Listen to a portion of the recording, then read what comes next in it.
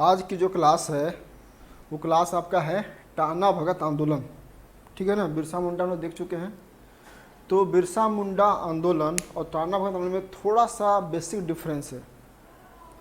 बिरसा आंदोलन में क्या हुआ कि शुरुआत में धार्मिक आंदोलन था, जो कि बाद में कन्वर्ट होकर चेंज हुआ, पॉलिटिकल लड़ाई हुई, काफ़ी मार काट हुई, लोगों का प्राण भी गया। ठीक है, लेकिन टाना भगत आंदोलन जो है सो उससे एकदम डिफरेंट है। इसमें आगे जाके देखिएगा, भले ये पॉलिटिकल हुआ, लेकिन इसमें बहुत मार काट या लड़ाई या विद्रोह जैसा की बात नहीं है। ठीक है, यह मूवमेंट है, इसको विद्रोह ना कहा जाए, यह जो है सो एक तरह से मूवमेंट है। ये वास्तव में मूवमेंट चलाया गया था उरांव जनजाति के जो धर्माचार्य थे, जिनको बोलते थे भगत। उरांव के जो थे धर्माचार्य या धर्म के नेता, उसको बोलते थे भगत। आज भी देखिएगा भगत, अभी भी भगत लोग जो हैं सो आदिवासियों के साथ साथ जो गैर आदिवासी है, उस गैर आदिवासियों में भगत जो है सो धार्मिक कार्य करते हैं अभी भी। और उस समय भी जो भगत थे वो धार्मिक धर्माचार्य के रूप में थे और वे काम कर रहे थे। अब इसमें थोड़ा सा हम बात करेंगे बैकग्राउंड का, फिर आ जाएंगे पूरा अपना जो इस पे हम लोग कंटेंट पे काम करेंगे, क्योंकि यहाँ पे हम लोग का कहानी से मतलब नहीं है। मेन उद्देश्य है परीक्षा पास करना। परीक्षा पास करने के लिए कितना बेस्ट हम लोग लिख के आ पाए मटेरियल, चाहे वो बिरसा मुंडा का हो या टाना भगत का हो, जिसमें कि एग्जामिनर मार्क्स दे दे। तो ये जतरा भगत जो आंदोलन है सो स्टार्ट होता है, जो टाना भगत मूवमेंट है वो स्टार्ट होता है आपका जतरा भगत से। जतरा भगत या उनके आसपास जो समकालीन लोग थे वहाँ से स्टार्ट हुआ। और जतरा भगत की जब मृत्यु हो गई तो यह आंदोलन एक तरह से फिर कुछ दिन के रुका और फिर मूव कर गया दूसरे लोगों के हाथ में। इसमें कि शिबू भगत का नाम आता है। तो जतरा भगत और दूसरा फेज में शिबू भगत जैसे लोग थे, इसको लीड किए। ये जतरा भगत जो मूवमेंट है, इसका बाद में आप समझिए, इसका इसलिए इम्पोर्टेंस है कि बाद में यह भारत की जो आज़ादी की लड़ाई है, चाहे सविनय अवज्ञा आंदोलन हो, ठीक है ना, या कांग्रेस का बहुत सारा मीटिंग हो, जो झारखंड में मीटिंग रामगढ़ में हुआ, कारण कांग्रेस का अधिवेशन हो, या 1942 का आपका हो भारत छोड़ो आंदोलन हो, ये सारे मूवमेंट में ये जो जतरा भगत आंदोलन है, टाना भगत आंदोलन, ये शामिल हो गया था। या कहा जाए कि टाना भगत जो मूवमेंट है वो भारत की आज़ादी की लड़ाई में बाद में कन्वर्ट हो गया। ठीक है, तो ये एक तरह से इसका थोड़ा सा बैकग्राउंड है और इसका कहानी है। गांधी जी बहुत प्रिय थे। गांधी जी खास करके जतरा भगत के जो लोग, जतरा भगत या उनके अनुयायी थे, वे करते क्या थे कि सर पे गांधी टोपी, हाथ में कीर्तन और बजाते हुए चलते थे। ठीक है, ये गांधी जी को बहुत अच्छा लगता था और गांधी जी को ऐसा मानना था कि ये हमारे सबसे प्रिय अनुयायी हैं। आप देखिएगा कि बाद में जब रामगढ़ में अधिवेशन हुआ और जब ये लोग मिलने आए थे गांधी जी से, तो 400 रुपया की थैली, बहुत बड़ी बात थी या बहुत बड़ी रकम थी उसमें, 400 रुपया की थैली ये टाना भगतों ने गांधी जी को भेंट किया था। उसमें गांधी जी कहते थे कि टाना भगत हमारे सर्वप्रिय अनुयायी हैं।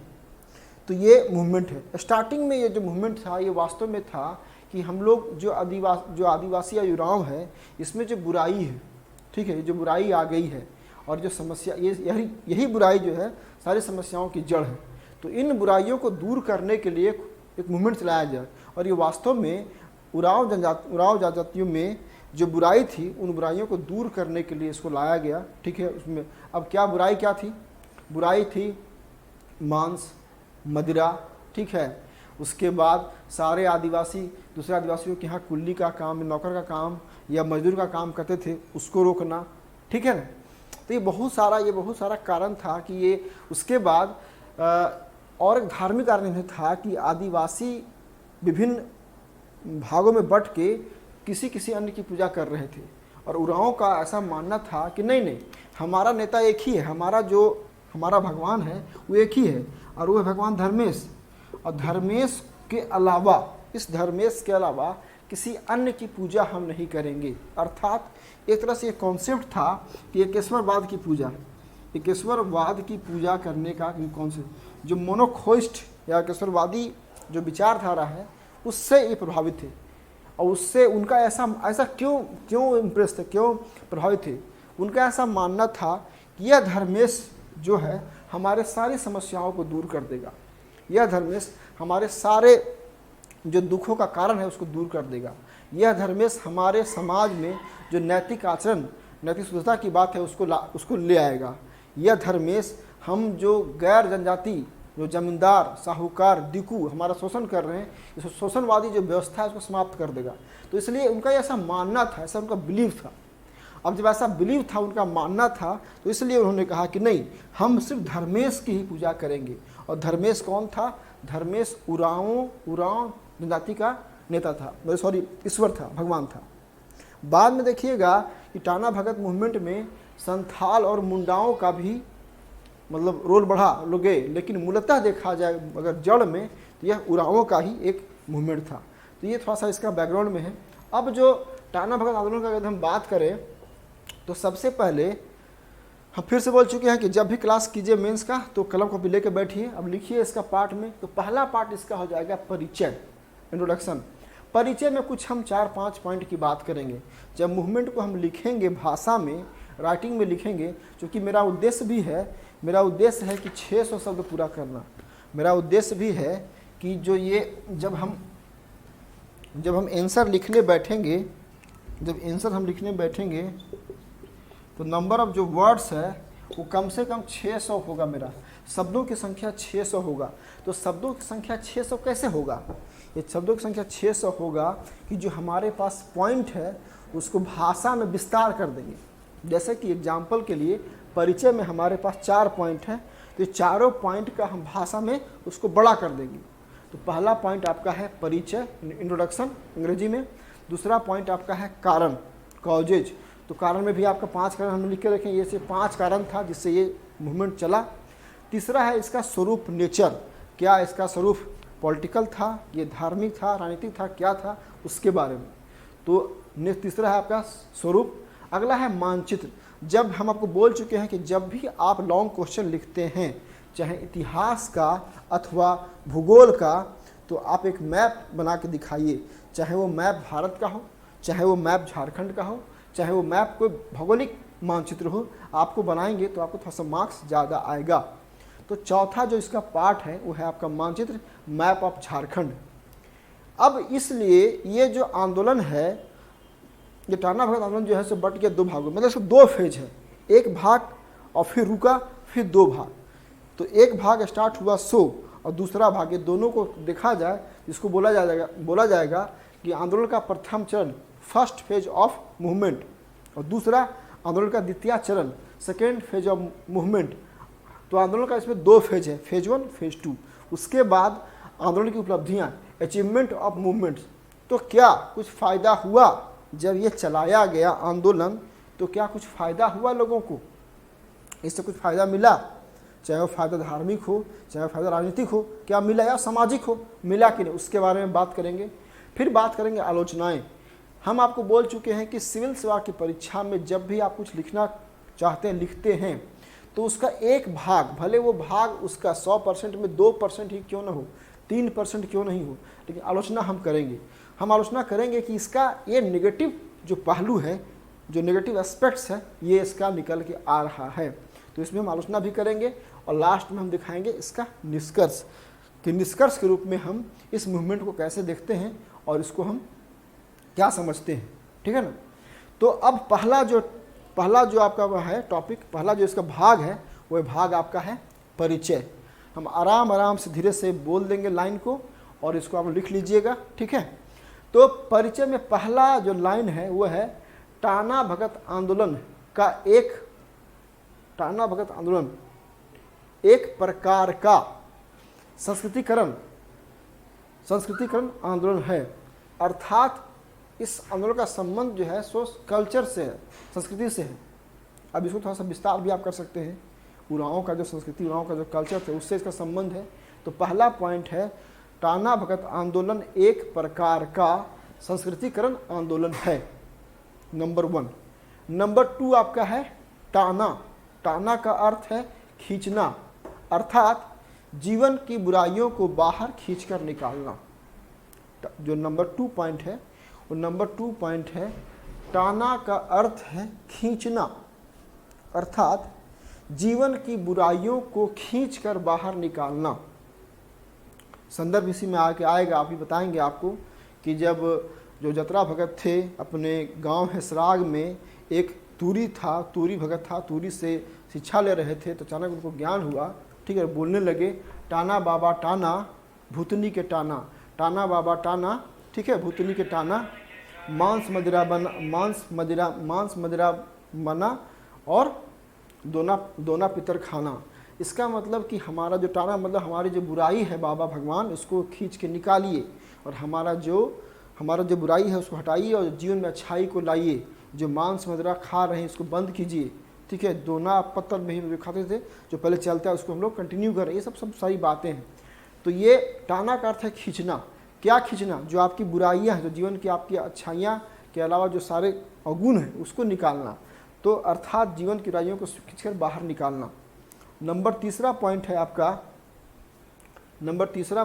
आपका उरांवों का यह आंदोलन बाद में स्वतंत्रता आंदोलन से जुड़कर गांधी जी का सानिध्य प्राप्त करने लगा। बाद में यह क्या हुआ कि यह उरांवों का जो आंदोलन है वो भारत की आज़ादी की लड़ाई से जुड़ गया और गांधी जी के सानिध्य में ये चलने लगा। मतलब गांधी जी भी इस पर थोड़ा सा मॉनिटरिंग करते थे, देखते थे कि कहाँ कहाँ कैसे क्या हो रहा है।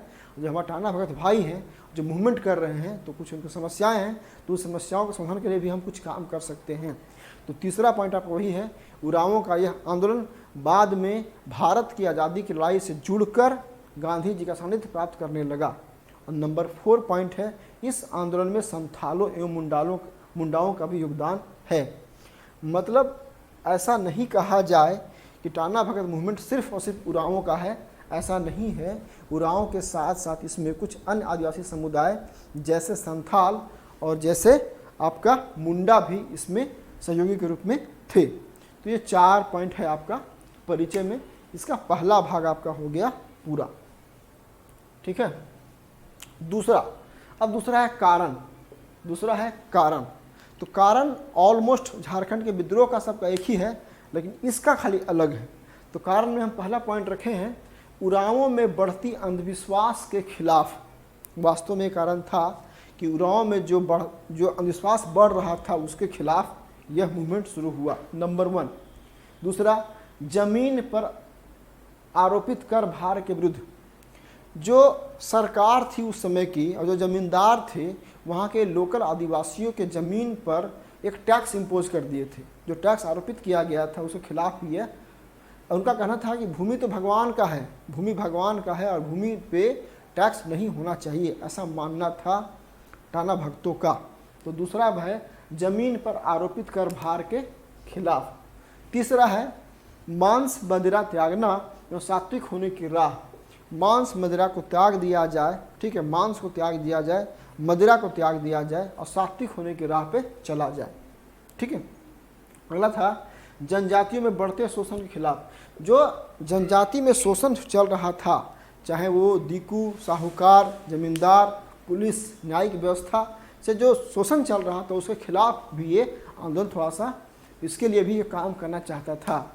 और अगला पॉइंट लिखवाए हैं, जतरा भगत का अचानक नेतृत्व मिलना।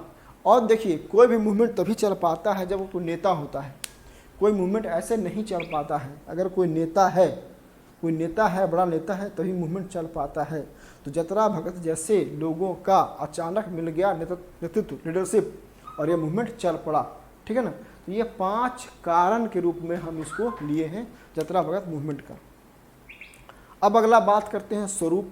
इसका नेचर कैसा था, इसका स्वरूप कैसा था। तो स्वरूप में जो पहला पॉइंट है, स्वरूप का जो पहला पॉइंट है,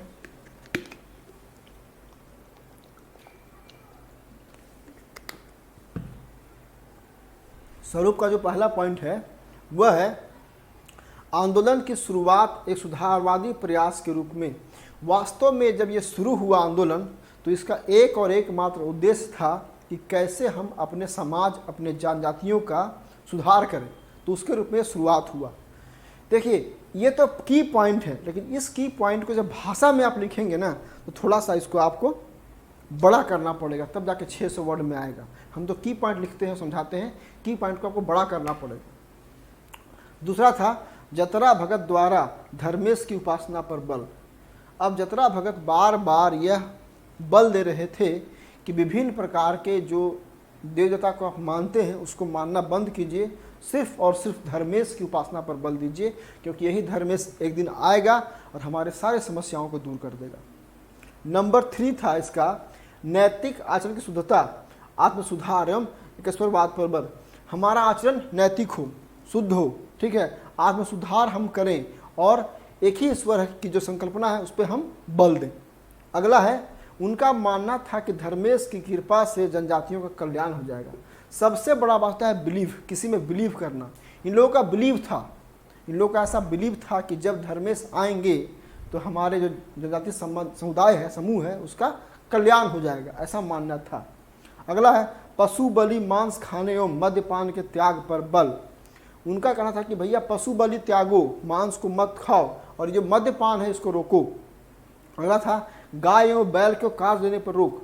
इनका यह भी मानना था कि जो गाय और बैल है जिस पर कार्य लेंगे तो इनको बहुत कष्ट होता है, इनको बहुत दुख पहुंचता है, तो इसीलिए भूमि पर जो गाय के लिए जो गाय और बैल का काम लेते हैं इस काम को बंद कर दिया जाए। और अगला आदिवासियों का गैर आदिवासियों के यहाँ कार्य पर रोक। और एक था कि नहीं, आदिवासी जो है वो किसी गैर आदिवासी नॉन ट्राइबल के यहाँ जाके कोई भी काम नहीं करेगा, ठीक है, उसके यहाँ कूली का नौकर का काम नहीं करेगा। तो ये था, तो ये वास्तव में स्वरूप था स्टार्टिंग में आंदोलन का। आप देख रहे हैं एक चीज़ यहाँ पे हम बात करना चाहेंगे, इसके अलावा मतलब लिखने के अलावा कोई भी मूवमेंट में जो चलता है मूवमेंट, उसका जो आधार होता है वो कितना दिखाया था। अब देखिए स्वरूप देखिए इसका।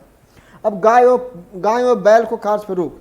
अब जब गाय बैल को कार्य रोक दीजिए तो कहाँ से खेती हो पाएगा, और जबकि आदिवासियों का खेती ही साधन था। तो एक तरह से यहाँ पे क्या कहा जाए ना कि अपने आप में अंतर्द्वंद है इसमें, इसका जो स्वरूप है तो इसलिए भारत के जो कुछ जो मूवमेंट चले वे सफल नहीं हो पाए, मतलब बड़ा सफल नहीं हो पाए पूरी तरह से। उसके पीछे कारण था कि उनका स्वरूप में कहीं ना कहीं समस्या थी उसके चलते, ठीक है ना। अब पशु बलि, अब मांस खाने पर रोक। बेचारा आदिवासी जंगल में रहने वाला, जंगल से ही मार के पशुओं को खाता है, अब उसके खाने पर रोक लगा दिया जाएगा तो कहाँ से क्या करेगा। तो ये इसका स्वरूप था, ठीक है ना। उसके बाद है बड़ा है मानचित्र, मैप ऑफ झारखंड। झारखंड का हम मैप बनाएंगे, थोड़ा सा हो सकता है कि आपको दिखाई ठीक से नहीं पड़ा, ऊपर वाला पार्ट जोहार का ऐड आ गया होगा। तो ये आपका जो है सो झारखंड का मैप बनाएंगे। रांची को दिखा, कोई जरूरी नहीं कि मैप अच्छा ही बने, किसी तरह से बस मैप दिख लगे कि झारखंड है, झारखंड लगना चाहिए, ऐसा नहीं कि एकदम अच्छा ही मैप बने, सो नहीं है, झारखंड जैसा मैप दिखना चाहिए। झारखंड का मैप बनाएंगे, रांची दिखाएंगे। और ये वास्तव में गुमला है, यहाँ गुमला लिखना भूल गए हैं, गुमला। वास्तव में जतरा भगत जो थे वो गुमला के आसपास थे, गुमला के बिशनपुर, ठीक है, चिंगरी नावाटोला गांव के ये थे। तो ये गुमला का एरिया ही ये वास्तव में विद्रोह का केंद्र था। विद्रोह का नहीं दिखा जाए यहाँ पे लिखा जाए आंदोलन का केंद्र, ये आंदोलन का केंद्र था। ये वास्तव में ये जो गुमला एरिया था ये आंदोलन का केंद्र था। नीचे लिख देंगे मैप नोट टू स्केल, मतलब मैप जो है इसको बिना स्केल के बनाया गया है, ठीक है। और इसको ये तो लिखना है नहीं, इसको मिटा देंगे। तो ये आपका 4 पार्ट हम करवा दिए, परिचय, कारण, स्वरूप और मानचित्र। अब इसमें होगा आंदोलन का प्रथम चरण और द्वितीय चरण, मतलब first phase of movement and second phase of movement. ये दोनों कर लेंगे, उपलब्धि, आलोचना और निष्कर्ष। इस प्रकार से इसको हम लिखने का प्रयास करेंगे, ठीक है। तो लेते हैं ब्रेक, फिर हम करते हैं पूरा। अब इसका जो आगे का जो भाग है वह है आपका आंदोलन का प्रथम चरण, मतलब फर्स्ट फेज में। तो आंदोलन का जो फर्स्ट फेज है उसमें लीड कर रहे थे जतरा भगत, और जो दूसरा फेज है उसमें लीड कर रहे थे आपका शिबू भगत, देवमनिया भगत, बाद में आपका सिद्धू भगत। 2 पार्ट में ये इसको हम लोग देख सकते हैं। जतरा भगत ने स्टार्ट किया और उनकी मृत्यु हो गई। उनकी मृत्यु के बाद फिर चला मूवमेंट, रुका नहीं और चलता रहा। ये लास्ट में जुड़ गया भारत की आज़ादी की लड़ाई से और सविनय अवज्ञा आंदोलन से जाकर के जुड़ गया फिर ये भारत छोड़ो मूवमेंट तक। तो पहला पॉइंट इसमें है आंदोलन का प्रथम चरण में जतरा भगत का करिश्माई नेतृत्व। वास्तव में यह मूवमेंट तभी चला क्योंकि इसमें करिश्माई नेतृत्व था जतरा भगत का, पहला पॉइंट है। दूसरा पॉइंट में हम क्या करेंगे, जतरा भगत का परिचय देंगे। जतरा भगत का परिचय, उनका जन्म 2 अक्टूबर 1888 गुमला जिला, बिशनपुर प्रखंड, चिंगरी नामा डोली गांव, पिता का नाम कोहरा भगत, माता का नाम लिबरी भगत, पत्नी का नाम बुधनी भगत, हेसराग गांव के श्री तुरिया भगत से योग सीखने के कारण आत्मज्ञान। तो थोड़ा सा जतरा भगत का जो बैकग्राउंड है, उनका जन्म कहाँ हुआ था, कब हुआ था, उनके पिता का नाम, उनके माता का नाम, उनकी पत्नी का नाम, वे अपने ये जो उनको ज्ञान मिला, नहीं बोलते हैं ज्ञान मिल गया, वास्तव में ज्ञान मिला का जो ज्ञान मिलते हैं ना, बार बार ज्ञान प्राप्त हुआ, चाहे गौतम बुद्ध को हो या भगवान महावीर को हो या जतरा भगत को जो ज्ञान प्राप्त हुआ, ज्ञान प्राप्त का संदर्भ है कि समस्याओं का समाधान निकल आया। जब आप समस्या में डूबे होते हैं, उगे होते हैं कि ये क्या होगा, ये क्या है, ये क्या है, ईश्वर क्या है, जीवन क्या है, समस्याएं क्या है, आप डूबे होते हैं, और जब उसका आपको समस्या सॉल्यूशन मिल जाता है तो लगता है कि हमको ज्ञान प्राप्त हो गया। इस सेंस में है, ठीक है ना। मतलब इनको लगा कि जो उरांव समुदाय में जो सामाजिक समस्याएं हैं उसको हम दूर करते हैं और ये दूर ऐसे होगा, इस सेंस में है। इसी जब उनको आत्मज्ञान हुआ तो 3-4 लाइन का एक गीत बहुत फेमस हुआ है, चूँकि वो हमेशा ये गाते थे, और बल्कि टाना भगत के अनुयायी जब चलते थे अपने साथ झुंड के झुंड, तो ये गाना गाते थे, टाना बाबा टाना टांग टूंग टाना, टाना बाबा टाना टांग टूंग टाना, टाना बाबा टाना भूतनी के टाना। टाना भूतनी का मतलब यह बुराई है, भूतनी का मतलब बुराई, बुराई का प्रतीक उसको टाना। मांस मदिरा मना, मतलब अब मांस और मद्यपान हम लोग नहीं करेंगे। दोना पत्री खाना, दोना पत्री का मतलब क्या है, आदि पत्ते का, पत्ता का बना हुआ दोना, पत्ता का बना हुआ पत्तल थाली में हम लोग खाएंगे। टाना बाबा टाना टांग टूंग टाना। तो ये जो लाइन है ये बहुत परिचित हुआ था, क्योंकि जब भी टाना भगत के जो अनुयायी थे जब चलते थे तो झुंड का झुंड में ये गाना गाते हुए जाते थे और झाल मजरा बजाते थे, टाना बाबा टाना टांग टूंग टाना। तो नंबर 3 पॉइंट ये हो गया। नंबर 4 पॉइंट है, टाना भगत आंदोलन की शुरुआत हुई 1914 ईस्वी में, ठीक है ना। इसकी शुरुआत कब हुई, इसकी शुरुआत हुई 21 अप्रैल 1914 से फर्स्ट फेज में जतरा भगत के मरने तक। 5वां पॉइंट इसमें है, अंग्रेजी राज का अत्याचार, जमींदारों द्वारा बैठ बेगारी, सामाजिक अंधविश्वास एवं कृतियों के खिलाफ जतरा का द्वारा कार्य प्रारंभ। किसके खिलाफ, अंग्रेजी राज के खिलाफ। अत्याचार, जमींदारों के द्वारा बैठ बेगारी, जो सामाजिक अंधविश्वास है, कुरीतियाँ हैं, उसके खिलाफ इन लोगों ने मूवमेंट शुरू किया। वास्तव में ये पहले मूवमेंट का स्वरूप ऐसा ही था, बाद में यह जो मूवमेंट का स्वरूप है वो बन गया राजनीतिक। तो नंबर 5 पॉइंट ये हो गया। अगर नीचे आपको दिखाई नहीं पड़ रहा होगा यूट्यूब में तो फिर से बोल दे रहे हैं, नंबर 5 पॉइंट, अंग्रेजी राज का अत्याचार, जमींदारों द्वारा बैठ बेगारी, सामाजिक अंधविश्वास एवं कृतियों के खिलाफ जतरा द्वारा कार्य प्रारंभ किया गया। ये नंबर 5 पॉइंट है। नंबर 6 पॉइंट है, आंदोलन की मुख्य मांगे। आखिर वास्तव में इसका इनका मांग क्या था, जो ये मूवमेंट चल रहा था इस मूवमेंट में इनका मांग क्या था। तो पहला मांग था स्वशासन का अधिकार। हमारे ऊपर जो शासन कर रही है अंग्रेजी सरकार ये नहीं करेगी, शासन हम खुद से करेंगे, है ना, स्वशासन का अधिकार। दूसरा पॉइंट था, भूमि ईश्वर का है, ये जो भूमि है किसी का नहीं है, भूमि का मालिक अंग्रेज नहीं है, भूमि का मालिक साहूकार जमींदार नहीं है, भूमि का मालिक कोई बाहरी दिक्कु नहीं है, भूमि का मालिक ईश्वर है। और भूमि पर लगान नहीं दिया जाना चाहिए, इसलिए भूमि पर लगान नहीं दिया जाए। नारा भी दिया इन्होंने, कर मत दो, कर मत दो। अगला, मानव समाज में सत्ता की स्थापना। सत्ता की समता की स्थापना है। मानव समाज में समता की स्थापना, ये जो मानव समाज में ऊंच नीच का जो भेदभाव है ये भेदभाव खत्म हो और मानव समाज की समता की स्थापना हो। अगला पॉइंट है, अपने अनुयायियों के लिए आचरण की नई संहिता स्थापित की। जतरा भगत बोले कि ऐसे नहीं मानेगा लोग, एक बनेगा कोड ऑफ कंडक्ट। जतरा बनाया कोड ऑफ कंडक्ट, उसमें क्या था, केवल धर्मेश की आराधना, अब हम लोग सिर्फ और सिर्फ धर्मेश की आराधना करेंगे। अगला, पशु बलि नहीं होगा, मांस नहीं होगा, शराब का परित्याग करेंगे, गाय और बैल पवित्र है इसका हम लोग कार्य नहीं लेंगे इससे। उरांव जमींदारों एवं अन्य, उरांव जो है सो अब जमींदार और किसी अन्य धर्मावलंबियों के यहाँ कार्य नहीं करेंगे। तो इसको बनाया गया कोड ऑफ कंडक्ट। जतरा भगत ने बनाया कोड ऑफ कंडक्ट, से कहा गया आचरण की नई संहिता। और इसमें ये 4-5 पॉइंट को हमको मेंशन कर देना पड़ेगा। थोड़ा सा जब लाइन में लिखिएगा तो अपने आप में आपका आंसर बड़ा विस्तार हो जाएगा। अगला है आपका 7वां पॉइंट, जतरा भगत का यह आंदोलन उरांव में जंगल की आग की तरह फैला। जतरा भगत का जो आंदोलन था उरांव में जंगल की आग की तरह यह फैला, ठीक है ना। अगला है, जतरा को अपने 7 अनुयायियों के साथ गुमला के अनुमंडल अधिकारी के पास उपस्थित होना पड़ा, सशत रिहा। जब ये वास्तव में इनका बात चला और ये इनका आग की तरह फैला, तब क्या हुआ, इनको अरेस्ट किया गया और लाया गया गुमला के अनुमंडल ऑफिसर के पास और पूछा गया कि आप ये क्या कर रहे हैं, आपको करना बंद करना पड़ेगा। बाद में इनको कुछ सख्त रिहा किया गया, फिर बाद में इनको जेल हो गया था, बाद में कैद किया गया एवं जेल भेजा गया। जेल में मिली प्रताड़ना के कारण जेल से बाहर आते ही इनकी मौत हो गई। जेल जब ले जाया गया इनको तो जेल में काफ़ी इनको परेशान किया गया, मारा पीटा गया। जब जेल से बाहर आए तो अचानक इनकी मृत्यु हो गई। और जैसे ही इनकी मृत्यु होती है तो टाना भगत आंदोलन का जो प्रथम फर्स्ट फेज मूवमेंट है वो आपका समाप्त हो जाता है। अब शुरू होता है इसका दूसरा फेज।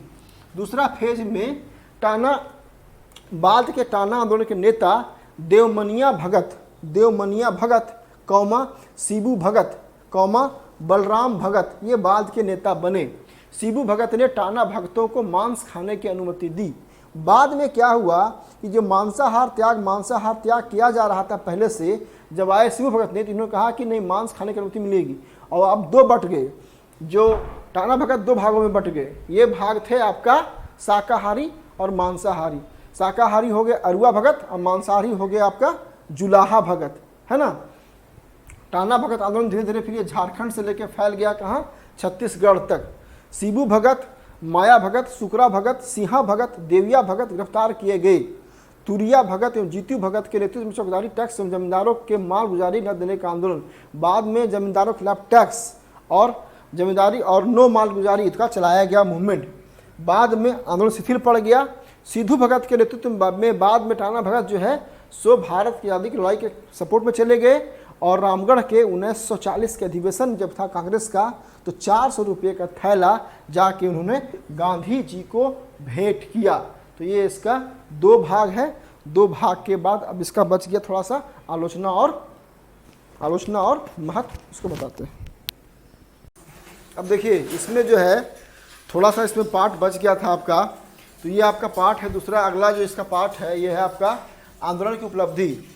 टाना भगत जो आंदोलन हुआ उसके बारे में कहा जाता है कि यह बहुत संदेश देके गया। इस मूवमेंट के बाद ऐसा संदेश आया कि अगर कोई अच्छा लीडरशिप हो और ठीक से लीड करने वाला हो तो कोई भी स्थानीय जो आंदोलन है उसका स्वरूप राष्ट्रीय हो सकता है, अथवा वह राष्ट्रीय जो मूवमेंट है उसमें मर्ज हो सकता है, ठीक है ना। तो टाना भगत ही ऐसा प्रथम आंदोलन था झारखंड का जिसका स्वरूप धीरे धीरे जाकर बड़ा हुआ। और लास्ट में गांधी जी, आप समझ जाइए कि जब गांधी जी भारत आए तो 1900 चंपारण 17 के बाद 1917 से या 1920 से कहा जाए, 1920 से लेकर लगातार गांधी जी एक्टिव रहे, 1940 में एक्टिव रहे।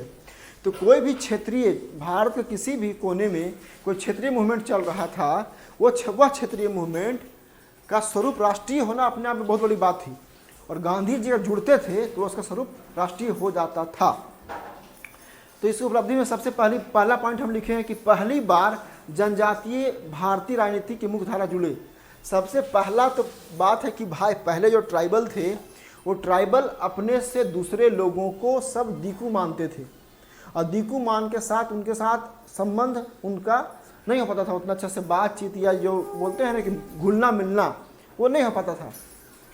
लेकिन पहली बार कोई जनजातीय, पहली बार कोई ट्राइबल मूवमेंट जो है वो भारत की जो राजनीति है उसके मुख्य मेन स्ट्रीम में मुड़ा। ये बहुत बड़ी बात थी, ये उपलब्धि मानी जाती है। इसलिए कि राष्ट्रवाद का जो विकास अगर कहा जाए उसी के आसपास से होना शुरू हुआ।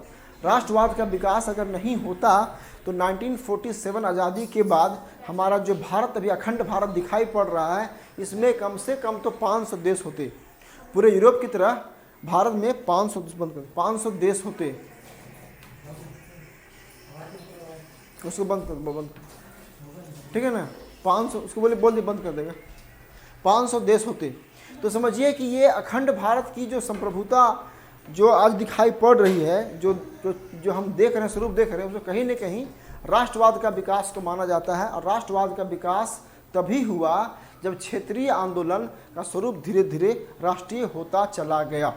ये तो पहली बात है। दूसरा, सविनय अवज्ञा आंदोलन में टाना भक्तों की सक्रिय भागीदारी। 1914 के बाद जब ये शुरू हुआ मूवमेंट, तो 1930 आते आते 15-16 साल में ये पीक पे आ गया। और कहा जाता है कि सविनय अवज्ञा आंदोलन में टाना भगत बहुत सक्रिय होकर के सपोर्ट कर रहे थे। आप देखिएगा, आगे हम लोग को पढ़ना है राष्ट्रवादी संघर्ष। तो राष्ट्रवादी संघर्ष में हम लोग क्या करेंगे, असहयोग आंदोलन, सविनय अवज्ञा, भारत छोड़ो का झारखंड में संदर्भ है, उसके बारे में बात करेंगे। तो यहाँ पे साफ बात है कि सविनय अवज्ञा आंदोलन में टाना भगत सपोर्ट कर रहे थे। इसका मतलब हुआ कि झारखंड की जनजातियाँ भी अब अंग्रेजों से परेशान होकर के यह बात मान चुकी थी कि सतानों के साथ मिल करके हमको अंग्रेजों को भगाना। ये बहुत बड़ी बात थी। जनजाति आज देखिए, आज 2021 है, अभी भी देखा जाए तो झारखंड की जो जनजाति है वो अभी भी बाकी लोगों से घुलने मिलने में उतना सहज महसूस नहीं करता है। हम सब की बात नहीं कर रहे हैं। हो सकता है कि जो ईसाई बन गए हैं, जो ट्राइबल, उनको समस्या नहीं आती हो, लेकिन जो सरना वाले हैं या जो पूरे ईसाइयों की संख्या है उसकी आधी आबादी अभी भी बाहरी लोगों के साथ घुलना मिलना असहज होती है, सहज महसूस नहीं करती है। तो ये बहुत बड़ी बात है कि सविनय अवज्ञा में उनकी सक्रिय भूमिका हुई।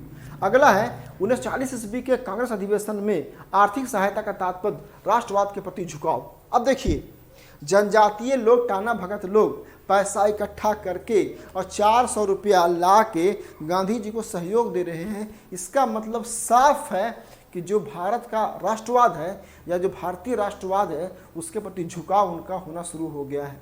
वे अब मानने लगे हैं कि हम सब मिलके ये जो गोरे हैं, अंग्रेज हैं, इनको भगाएंगे और भगा करके हम अपना शासन की व्यवस्था स्थापित करेंगे और जो विदेशी शक्तियां हैं उसको हटाएंगे। इसका मतलब कहीं न कहीं राष्ट्रवाद के प्रति झुकाव को ही दर्शाता है, ये जो बहुत बड़ी बात थी। अगला, गांधी जी के रचनात्मक कार्यों पर बल, जिससे जनजातीय वर्ग में पाश्चात्य शिक्षा का विकास, राष्ट्रवाद का विकास। गांधी जी का जो काम था वो बहुत ज़बरदस्त था।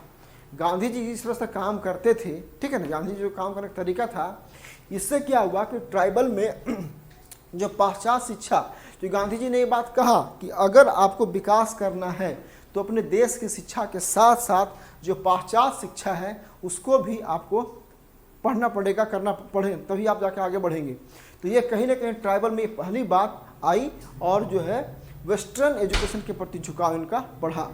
अगला पॉइंट आपका जो 5वां पॉइंट है, यार है ना, साफ आ रहा है ना, हाँ, टाना भगत आंदोलन की धार्मिकता का आदिवासियों की जागरूकता पर दूरगामी प्रभाव पड़ा। अब देखिए, टाना भगत आंदोलन के समय जो स्वरूप का कुछ जो भाग था वो धार्मिक भी था। एक धर्मेश को मानना, हमारा धर्मेश आकर के हमारी सारी समस्याओं को दूर करना, ठीक है। तो पहले जो है सब बटे हुए थे, सारे ट्राइबल, उरांव, संथाल, मुंडा सब बटे हुए थे।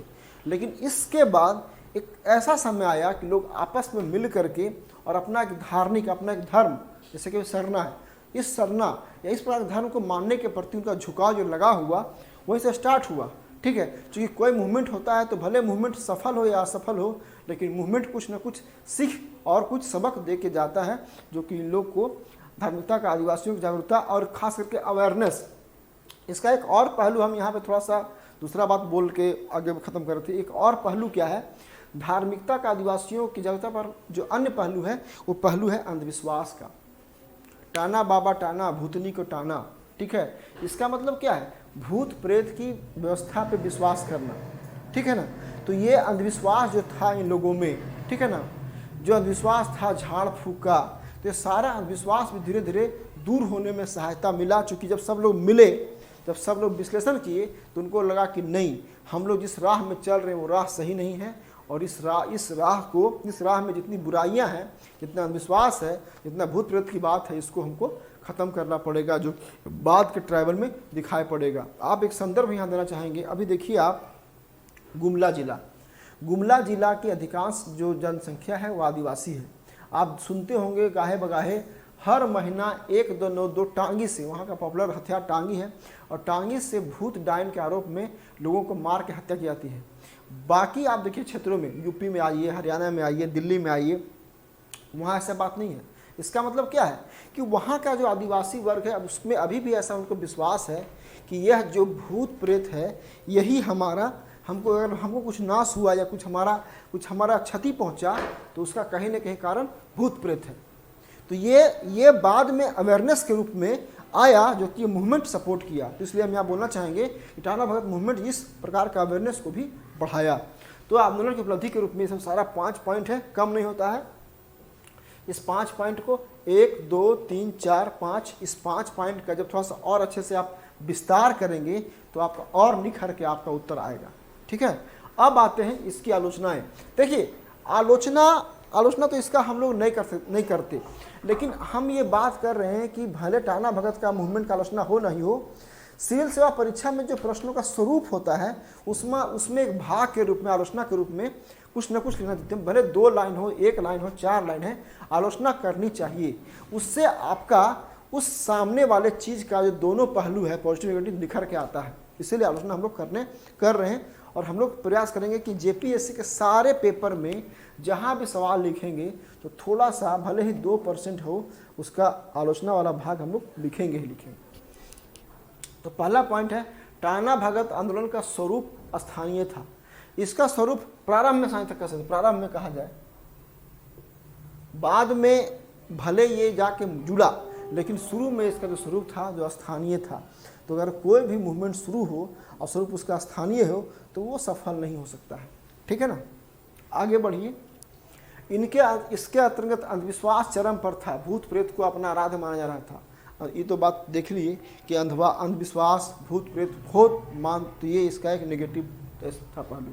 जतरा भगत के बाद सम्यक प्रासंगिक प्रगतिशील नेतृत्व का अभाव, जतरा भगत के बाद सम्यक एवं प्रगतिशील नेतृत्व का अभाव।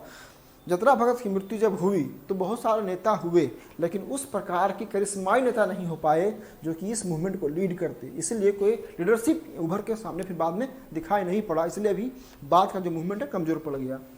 भूमि पर कर नहीं देने का एक तरफा निर्णय उचित नहीं था। अब देखिए, कोई भी शासन प्रणाली या कोई भी व्यवस्था चलती है टैक्स पे, अचानक जो है पूरा संथाल, पूरा उरांव, पूरा मुंडा, पूरा आदिवासी समाज टैक्स नहीं देगा ज़मीन पे, तो वहाँ की जो विधि, यहाँ की जो व्यवस्था चल रही थी, व्यवस्था चल नहीं पाएगी।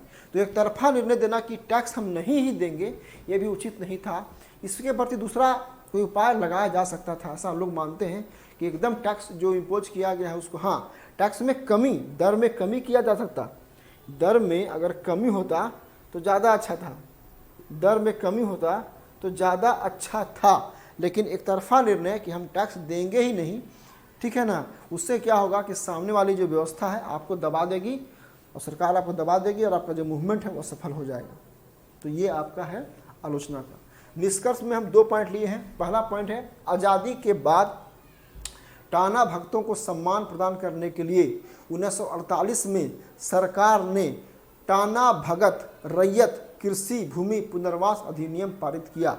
वास्तव में इसको बता दें क्या है ये चीज़। 1948 में सरकार ने एक अधिनियम लाया, उसमें कहा कि जो टाना रैयत थे और जिनकी भूमि छीन ली गई थी या किसी अन्य प्रकार से उनकी भूमि का सरकार ने अधिग्रहण कर लिया हो या कुछ और हुआ हो, तो इसका पुनर्वास के लिए व्यवस्था की जाएगी और इसके पुनर्वास की जिम्मेवारी राज्य सरकार है, राज्य सरकार इसको इम्प्लीमेंट करेगी। इसीलिए 1948 में टाना भगत रैयत कृषि भूमि पुनर्वास अधिनियम पारित किया गया और इसको लाभ पहुंचाया गया।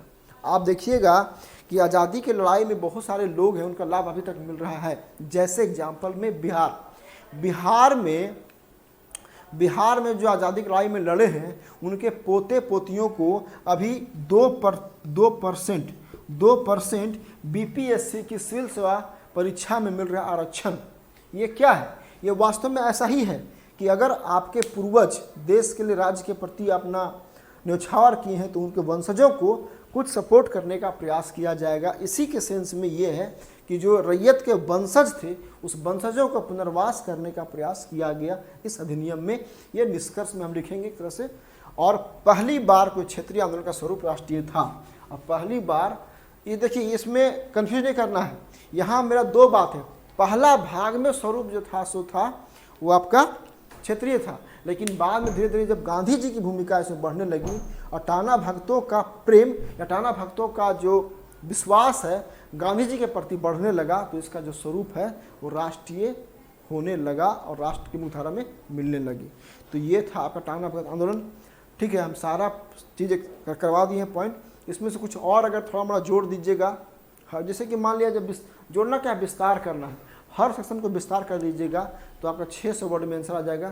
तो आपका होमवर्क हुआ, होमवर्क क्या हुआ, होमवर्क हुआ कि टाना भगत आंदोलन आप लिखिए, टाना भगत आंदोलन आप लिखिए और लिख के उसको खुद से चेक कीजिए, अगल बगल अपने सीनियर से चेक करवाइए। तो ये था टाना भगत आंदोलन। और फिर हम लोग आगे बढ़ते हैं। ठीक है, चलो।